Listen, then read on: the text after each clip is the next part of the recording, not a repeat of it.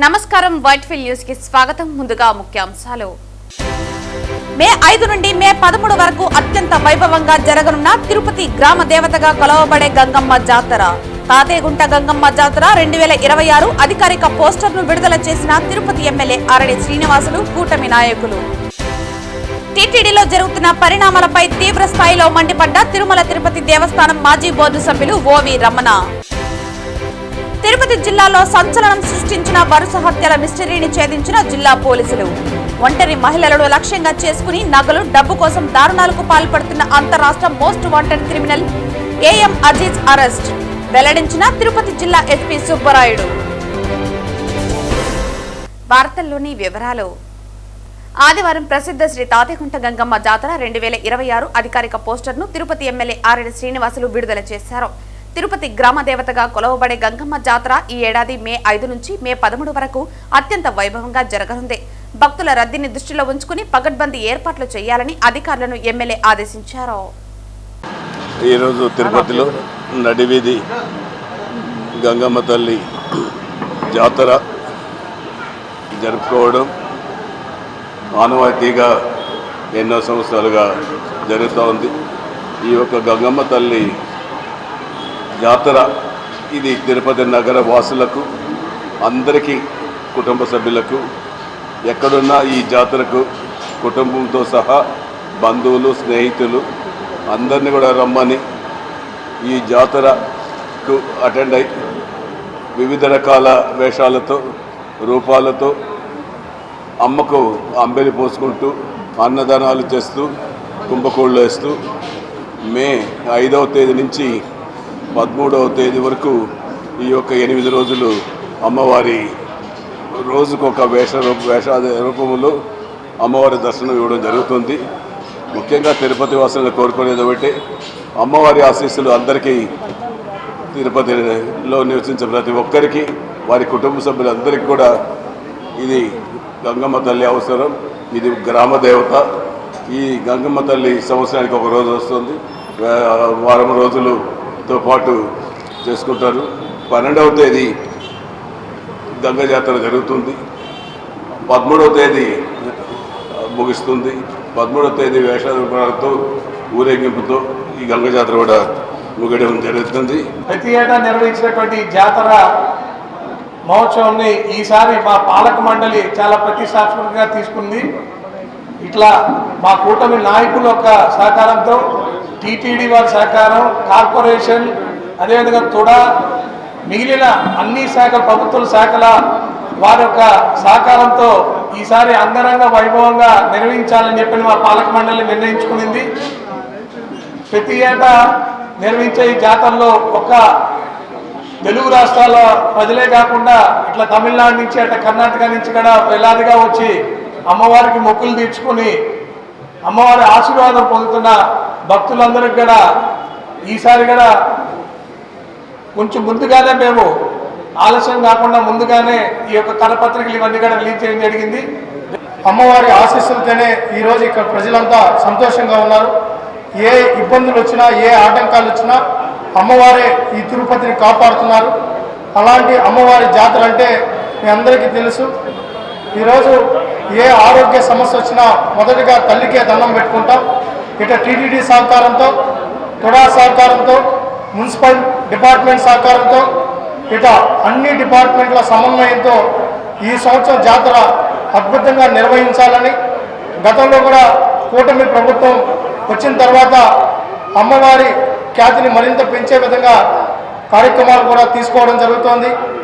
కలియుగ ప్రత్యక్ష దైవమైనటువంటి వెంకటేశ్వర స్వామి యొక్క చెల్లెలైనటువంటి గంగమ్మ మనందరికీ నిలువెల్పు. ఆవిడికి ఈ జరగబోయే జాతర అంటే ప్రతి ఒక్కళ్ళు వాళ్ళ సొంత ఇంట్లో జరిగే జాతరగా ఇక్కడ ఉన్న వాళ్ళందరూ భావిస్తారు. కాబట్టి ఈ జాతరని మనం దిగ్విజయంగా నిర్వహించాలని చెప్పిన ఉద్దేశంతో ఈ రోజున ఇన్విటేషన్స్కి, తర్వాత పోస్టర్స్కి కూడా శ్రీకారం చుట్టడం జరిగింది. 5వ తేదీన చాటింపు వేస్తారు. అక్కడి నుంచి వివిధ వేషాల్లో ఈరోజు మన వాళ్ళంతా ఇక్కడికి రావడం, అలాగే 13వ తేదీన జాతర యొక్క విశ్వరూప దర్శనంతో అమ్మవారి విశ్వరూప ముగిస్తుంది కాబట్టి ప్రతి ఒక్క భక్తులు ఈ కార్యక్రమంలో పాల్గొని దిగ్విజయం చేయాల్సిందిగా ప్రతి ఒక్కరిని నేను కోరుతున్నాను. ఆంధ్రప్రదేశ్ ఉప ముఖ్యమంత్రి పవన్ కళ్యాణ్ ఆయన కుటుంబ సభ్యులపై అనుచిత వ్యాఖ్యలు చేసిన స్టాండప్ కమెడియన్ అనుదీప్ కటికలపై జనసేన పార్టీ శ్రేణులు తీవ్ర ఆగ్రహం వ్యక్తం చేశారు. కామెడీ పేరుతో వ్యక్తిగత జీవితాన్ని కించపరచడంపై అభ్యంతరం వ్యక్తం చేస్తూ జనసేన రాష్ట్ర కార్యదర్శి ఆకేపాటి సుభాషిణి నేతృత్వంలో తిరుపతి జిల్లా ఎస్పీ సుబ్బరాయుడుకు ఫిర్యాదు చేశారు. కామెడీ పేరుతో వ్యక్తిగత జీవితాన్ని కించపరచడంపై అభ్యంతరం వ్యక్తం చేస్తూ జనసేన రాష్ట్ర కార్యదర్శి ఆకేపాటి సుభాషిణి నేతృత్వంలో తిరుపతి జిల్లా ఎస్పీ సుబ్బరాయుడుకు ఫిర్యాదు చేశారు. ఈ సందర్భంగా సుభాషిణి మాట్లాడుతూ హైదరాబాద్ కు చెందిన అనుదీప్ కటికల స్టాండప్ కామెడీ పేరుతో పవన్ కళ్యాణ్ వ్యక్తిగత జీవితంపై చేసిన వ్యాఖ్యలు అత్యంత హేయమైనవని మండిపడ్డారు. హాస్యం అనేది నవ్వులు పూయించాలి కానీ ఇతరుల గౌరవానికి భంగం కలిగించేలా లేదా వారిని కన్నీరు పెట్టించేలా ఉండకూడదని ఆమె స్పష్టం చేశారు. కేవలం ప్రచారం కోసం మెగా ఫ్యామిలీని పవన్ కళ్యాణ్ ను లక్ష్యంగా చేసుకుని విమర్శలు చేయటం కొందరికి అలవాటుగా మారిందని ఆమె ఆవేదన వ్యక్తం చేశారు. ఒక బాధ్యతాయుతమైన పదవిలో ఉన్న డిప్యూటీ సీఎం స్థాయి వ్యక్తిపై ఇటువంటి వ్యాఖ్యలు చేసిన వారిని చట్టరీత్యా కఠినంగా శిక్షించాలని ఆమె ఎస్పీని కోరారు. అలాగే అనుదీప్ వెంటనే పవన్ కళ్యాణ్ కు బహిరంగ క్షమాపణలు చెప్పాలని, లేని పక్షంలో జన సైనికులు వీర మహిళల నుంచి తీవ్ర పరిణామాలు ఎదుర్కోవాల్సి ఉంటుందని ఆమె హెచ్చరించారు. 2 రోజులుగా సోషల్ మీడియాలో హల్చల్ అవుతున్నటువంటి స్టాండప్ కమెడియన్ అనుదీప్ చేసిన వ్యాఖ్యలు నిజంగా యావత్ మహిళా లోకాన్ని నిజంగా బాధపరిచాయి. ఇది పూర్తిగా మేము ఖండిస్తున్నాం జనసేన పార్టీ మహిళా విభాగం నుండి.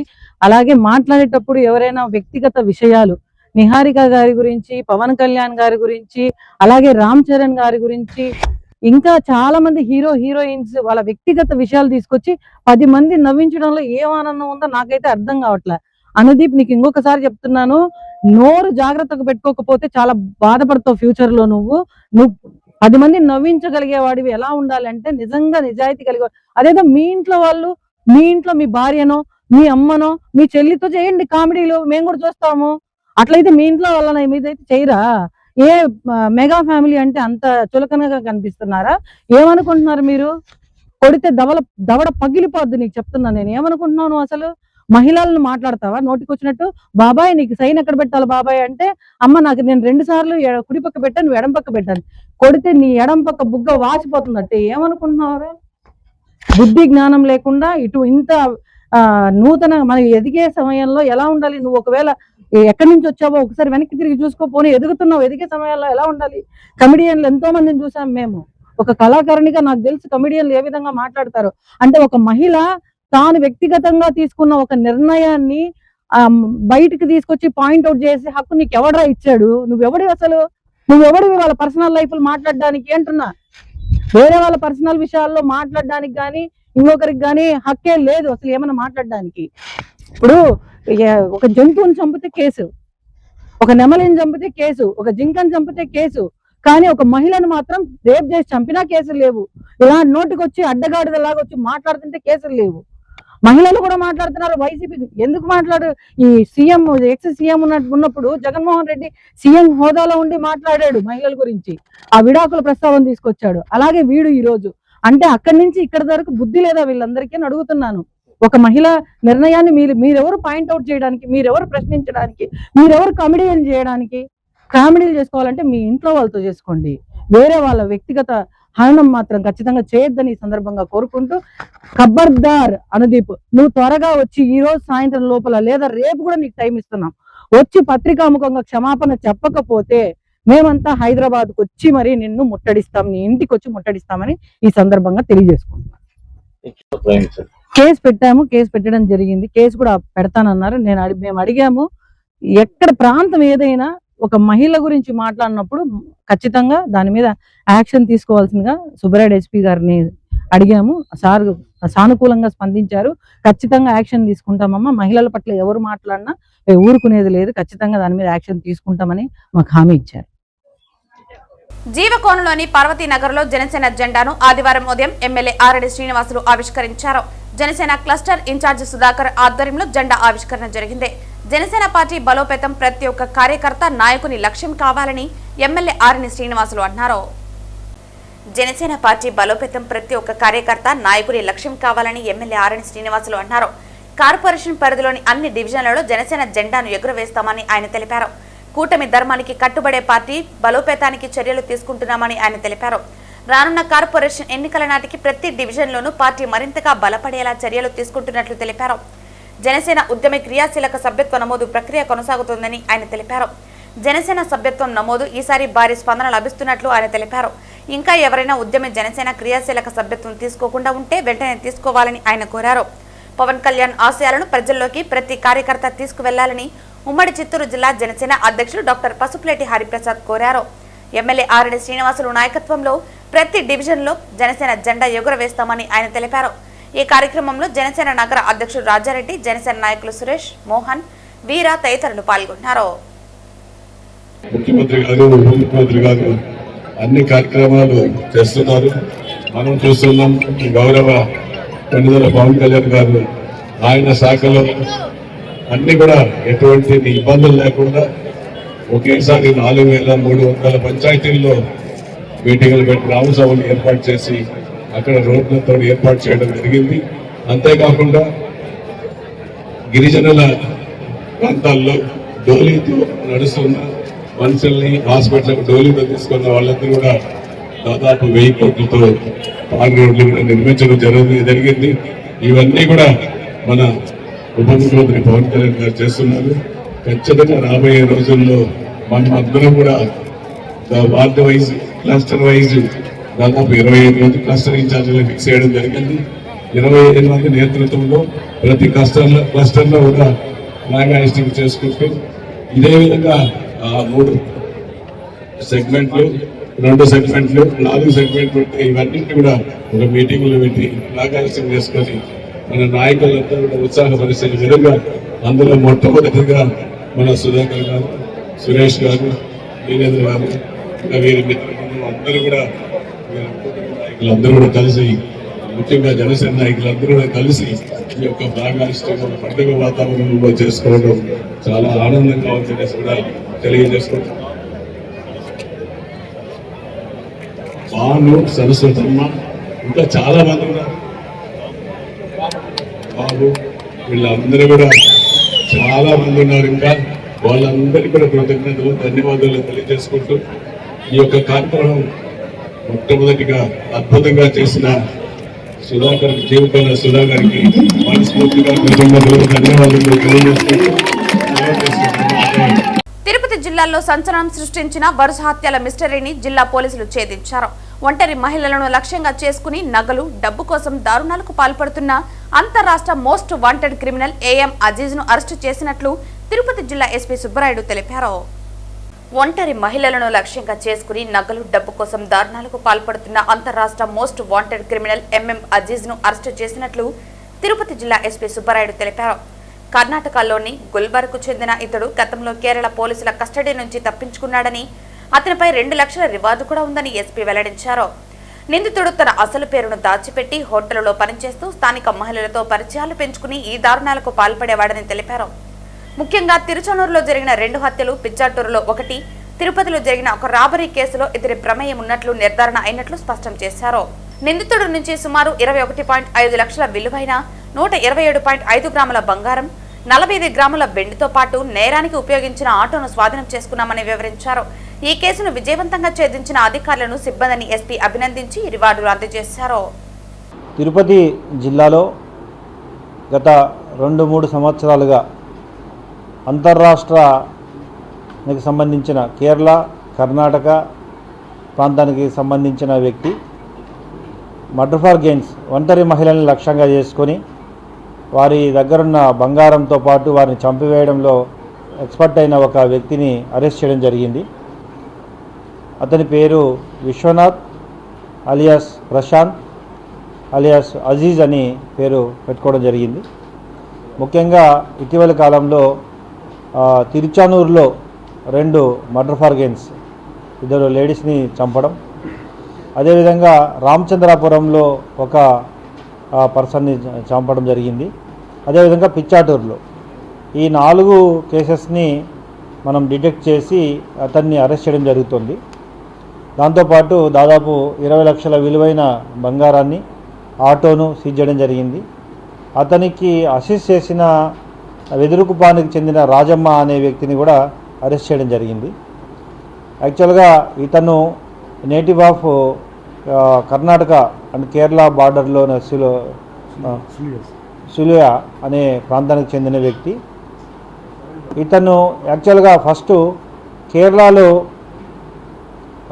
దాదాపు 4 కేసెస్లో ఇన్వాల్వ్ అయ్యి అక్కడ పోలీస్ కస్టడీ నుండి తప్పించుకొని రావడం జరిగింది 2018లో. అతని మీద ఈవెన్ 2 లక్షల రివార్డు కూడా వాళ్ళు ప్రకటించారు. ఇతన్ని పట్టించిన వారికి 2 లక్షలు ఉంటుందని. సో అంత మోస్ట్ వాంటెడ్ క్రిమినల్ ఇతను.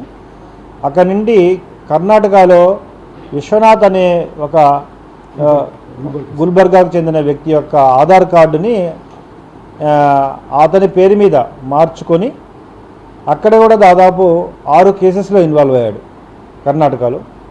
సో అక్కడి నుండి తిరుపతి ప్రాంతంలో సంచరిస్తూ దాదాపు 10 కేసెస్లో ఇతను ఇన్వాల్వ్ అయినట్లుగా మొత్తం సమాచారం సేకరించడం జరిగింది. ముఖ్యంగా మెయిన్ కేసెస్లో రామచంద్రాపురం కేసులో ఇతని యొక్క ఆచూకీ మనకి ఇన్వెస్టిగేషన్ లభ్యమైనప్పుడు దాని ద్వారా ఇమ్మీడియట్గా additional SP crimes, DSP crimes, మళ్ళీ మన inspector Tiruchanur and team, Narayanavanam rural inspector and team Pichatur, అదేవిధంగా చంద్రగిరి ఇన్స్పెక్టర్ అండ్ టీం వీళ్ళందరూ కలిసి పూర్తిగా సమాచారాన్ని సేకరించడం, అతన్ని ఇంట్రాగేట్ చేయడం ద్వారా టోటల్గా జిల్లాలో జరిగిన మేజర్ హీనస్ అఫెన్సెస్ 4 అఫెన్సెస్లో అతని యొక్క పూర్తి డీటెయిల్ తీసుకొని అతనికి సహకరించిన రాజమ్మ అనే వ్యక్తిని కూడా అరెస్ట్ చేయడం జరుగుతుంది. తొందరలో కేరళ పోలీసు వారు కూడా ఇతను తప్పించుకొని పోయిన సమాచారాన్ని ఇచ్చి వారిపై కఠిన చర్యలు తీసుకునే విధంగా తదుపరి చర్యలు తీసుకోవడం జరుగుతుంది. తిరుమల తిరుపతి దేవస్థానం మాజీ బోర్డు సభ్యులు ఓవి రమణ టీటీడీలో జరుగుతున్న పరిణామాలపై తీవ్ర స్థాయిలో మండిపడ్డారు. ప్రభుత్వానికి అప్రతిష్ట పాలు కాకుండా ఉంటుంది.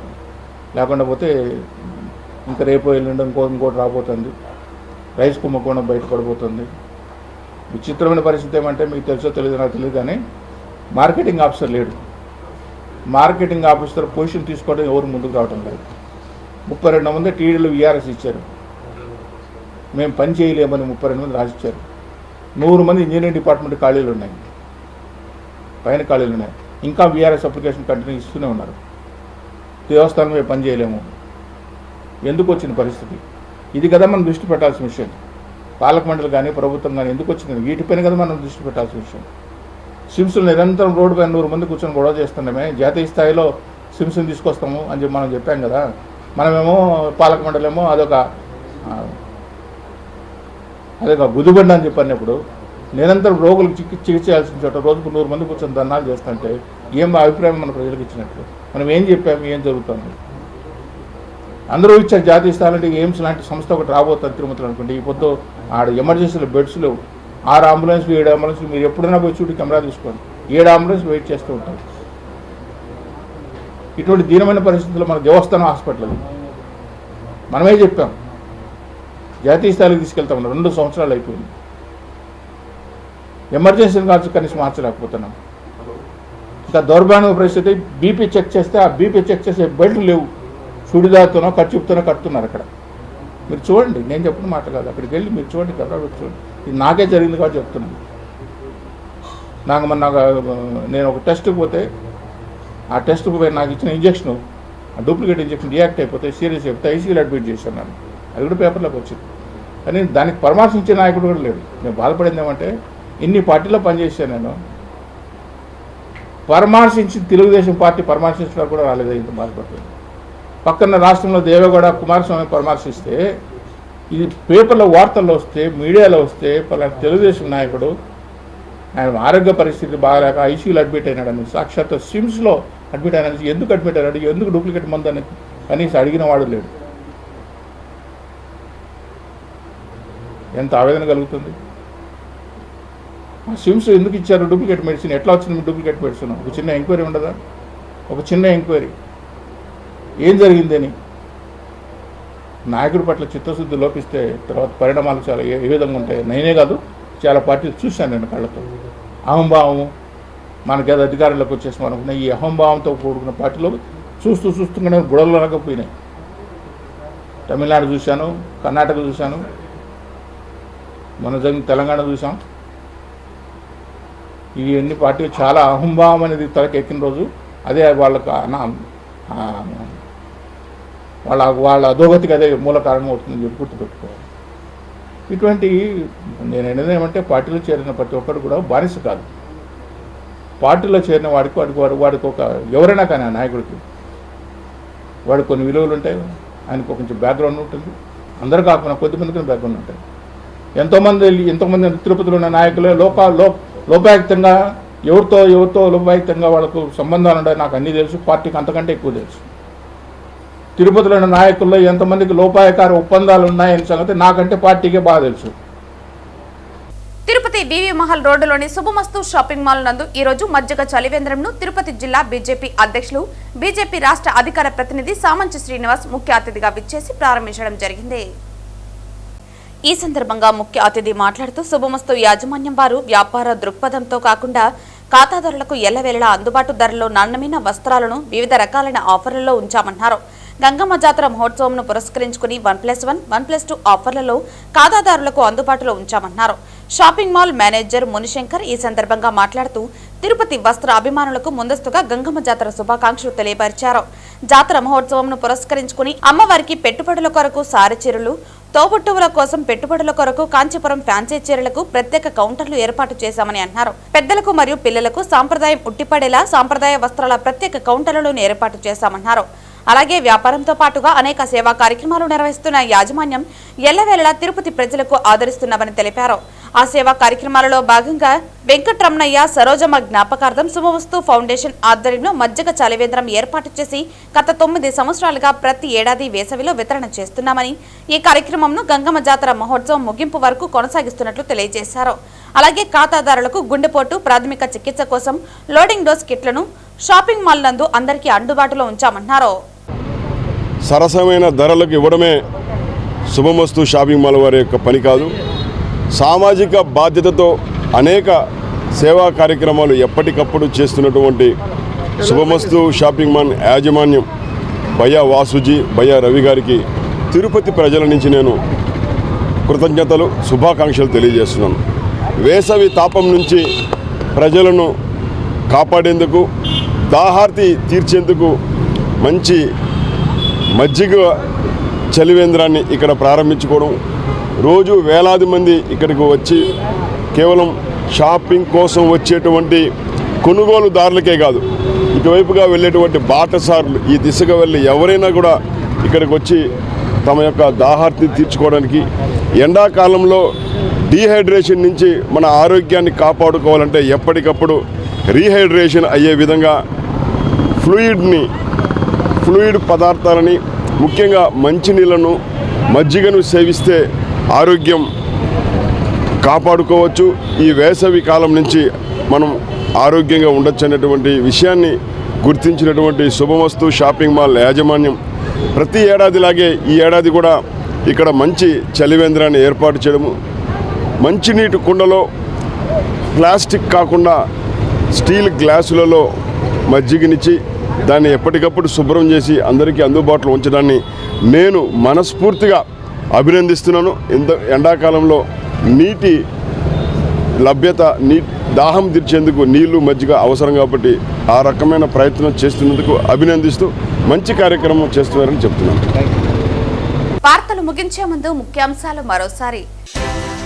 మే 5 నుండి మే 13 వరకు అత్యంత వైభవంగా జరగనున్న తిరుపతి గ్రామ దేవతగా కొలవబడే గంగమ్మ జాతర. తాతేగుంట గంగమ్మ జాతర 2026 అధికారిక పోస్టర్ను విడుదల చేసిన తిరుపతి ఎమ్మెల్యే ఆరడి శ్రీనివాసులు, కూటమి నాయకులు. టీటీడీలో జరుగుతున్న పరిణామాలపై తీవ్ర స్థాయిలో మండిపడ్డ తిరుమల తిరుపతి దేవస్థానం మాజీ బోర్డు సభ్యులు ఓవి రమణ. తిరుపతి జిల్లాలో సంచలనం సృష్టించిన వరుస హత్యల మిస్టరీని ఛేదించిన జిల్లా పోలీసులు. ఒంటరి మహిళలను లక్ష్యంగా చేసుకుని నగలు, డబ్బు కోసం దారుణాలకు పాల్పడుతున్న అంతరాష్ట్ర most wanted criminal A M Aziz arrest వెల్లడించిన తిరుపతి జిల్లా ఎస్పీ సుబ్బరాయుడు. ఈ వార్తలు ఇంతటితో సమాప్తం. తిరిగి వార్తల్లో మళ్ళీ కలుద్దాం. అంతవరకు సెలవు. నమస్కారం.